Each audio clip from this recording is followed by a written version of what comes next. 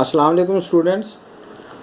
इस क्लास में मैं आपको बताऊंगा कि 3 कॉलम कैश बुक कैसे बनाई जाती है। तो सबसे पहले सोल ट्रेडर का नाम या कंपनी का नाम लिखा जाता है, मिस्टर यासिर है। फिर कैश बुक बना रहे हैं, उस स्टेटमेंट का नाम लिखा जाता है, कैश बुक लिख दिया। फिर जिस टाइम पीरियड की बना रहे हैं वो टाइम पीरियड बनाते हैं, लिखते हैं, महीना लिखते हैं, फॉर द मंथ एंडेड जून 30, 2014। इसको 3 कॉलम इस वजह से कहते हैं कि इसमें सेल, डिस्काउंट, कैश और बैंक के कॉलम होते हैं।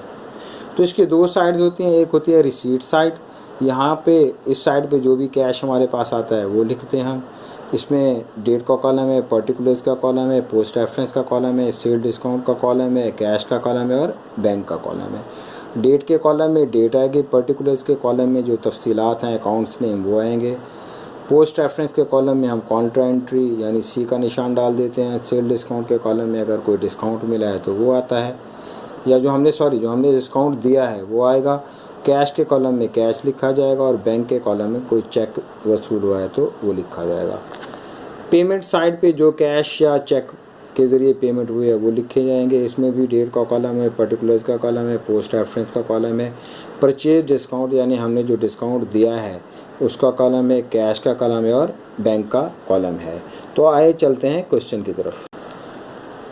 तो हमारे पास क्वेश्चन है, mister Yasir soul trader uses 3 column cash book for his business on June 1, 2014। He had cash on hand 25,000 and cash in bank 35,000। यानी कैश का बैलेंस है 25,000 और बैंक का बैलेंस है 35,000।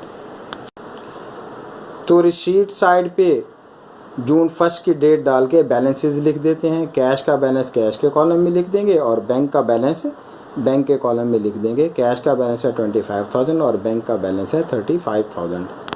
उसके बाद जून 6 को हुई है, received a cheque from Israna company for ₹24,000 and allowed them discount ₹1,000। यानी इसराना ₹100 यानी इसराना कंपनी से 2400 का चेक लिया और उसको 100 रुपये डिस्काउंट दिया। अब ये देखें, चेक अगर बैंक में जमा करा दिया है तो ये बैंक में लिखा जाएगा, अगर बैंक में जमा नहीं कराया तो ये कैश के कॉलम में लिखा जाएगा। तो जून 6 को अकाउंट्स रिसीवेबल का नाम, चूँकि एक इसराना कंपनी हमारा अकाउंट्स रिसीवेबल है, तो वो लिख के हमने कैश के कॉलम में 2400 लिख दिया और 100 रुपये डिस्काउंट के कॉलम में लिख दिए। ये चेक हमने बैंक में जमा नहीं कराया, इस वजह से हमने इसको कैश के कॉलम में लिखा। अब 11 को देखें, deposit Israna and company cheque in bank. यानी इसराना एंड कंपनी का जो चेक है जो हमने पहली डेट में लिया था उसको हमने बैंक में जमा करा दिया। ये कॉन्ट्रा एंट्री है, यानी पहले हमने उसको कैश में लिखा था, अब उसको कैश से कम करेंगे यानी पेमेंट साइड पे लिख देंगे और बैंक बढ़ा देंगे क्योंकि हमने बैंक में जमा करा दिया है, तो बैंक के कॉलम में रिसीट साइड पे लिखा जाएगा।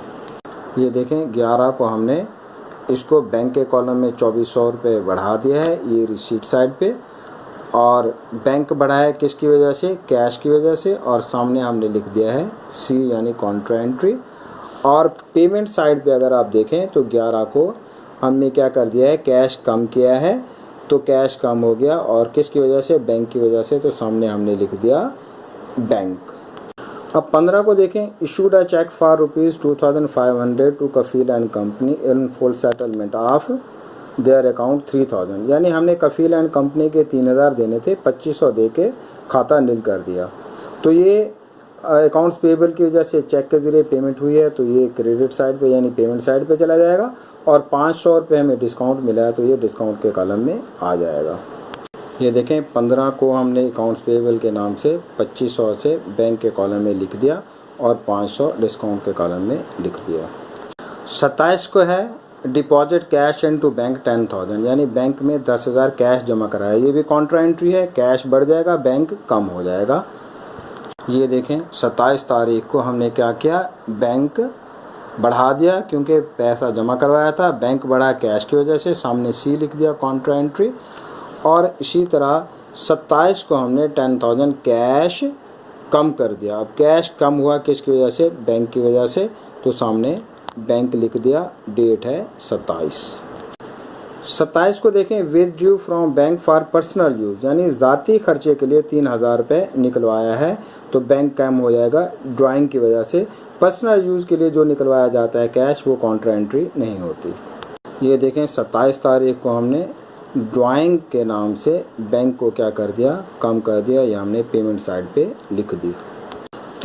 30 को देखें, with due cash from bank for office use, office use के लिए जो निकलवाते हैं वो काउंटर एंट्री होती है, यानी कैश बढ़ जाता है, बैंक कम हो जाता है, तो रिसीट साइड पे कैश बढ़ा देंगे और पेमेंट साइड पे बैंक कम कर देंगे। देखें रिसीट साइड पे कैश बढ़ गया 5000 से बैंक की वजह से, और पेमेंट साइड पे बैंक कम हो गया किसकी वजह से, कैश की वजह से, सामने हमने सी लिख दिया। अब इसकी करते हैं बैलेंसिंग। देखें जी, बैलेंसिंग में ये होता है कि कैश साइड ज़्यादा होती है, कैश का टोटल करें वो आता है 32,400, बैंक साइड ज़्यादा होती है, इसका टोटल करें 47,400, और सेल डिस्काउंट जितना है वो वैसा 100 का 100 लिख दें।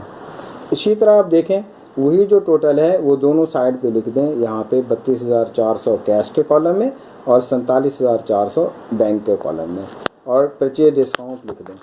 अब ये देखें, ये जितनी भी अमाउंट्स हैं कैश की वो इस 32,400 में से माइनस करें तो हमारे पास बैलेंस आएगा 20,000, यानी 20,000 हमारे पास पड़ा हुआ है।